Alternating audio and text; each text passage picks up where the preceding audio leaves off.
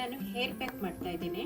ವಿಳ್ಯದೆಲೆ ತೊಗೊಂಡಿದ್ದೀನಿ, ಬೇವಿನ ಎಲೆ, ಈರುಳ್ಳಿ ಹೂವು, ಅಲೋವೆರಾ, ಬೆಟ್ಟದ ನೆಲ್ಲಿಕಾಯಿ, ದಾಸವಾಳ ಹೂ, ಬೀಟ್ರೋಟು, ಒಂದೆಲಗ, ಕೊತ್ತಂಬರಿ ಸೊಪ್ಪು, ಸದಾಬಹಾರು ವೈಟು ಪಿಂಕು 2, ಗ್ರಾಸು, ಮೆಂತ್ಯ ಸೊಪ್ಪು, ತುಳಸಿ,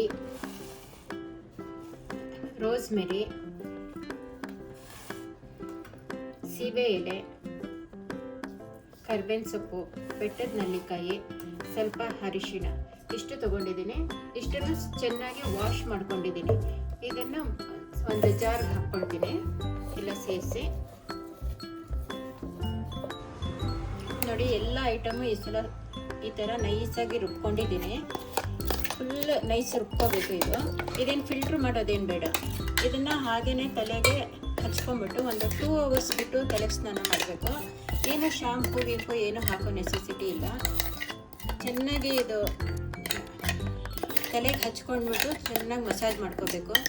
ಇದು ತುಂಬಾ ಒಳ್ಳೆಯದು. ಇದರಲ್ಲಿ ಹಾಕಿರೋ ಐಟಮ್ಸು ಕೂದಲು ಬೆಳವಣಿಗೆಗೆ, ಡ್ಯಾಂಡ್ರಫ್ಗೆ ಮತ್ತು ಹೇರ್ ವೈಟ್ ಆಗದೆ ಇರೋದಂತೆ ತಡೀಲಿಕ್ಕೆ ಎಲ್ಲದಕ್ಕೂ ತುಂಬ ಒಳ್ಳೆಯದು. ಹೇರ್ ತುಂಬ ಸ್ಟ್ರೆಂತ್ ಆಗಿರುತ್ತೆ.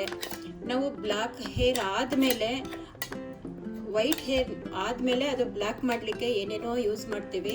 ಅದರ ಬದಲು ನಾವು ಅದು ವೈಟ್ ಆಗದಿರೋಂತೆ ತಡೆಯೋದು ತುಂಬ ಮುಖ್ಯವಾಗಿರುತ್ತೆ.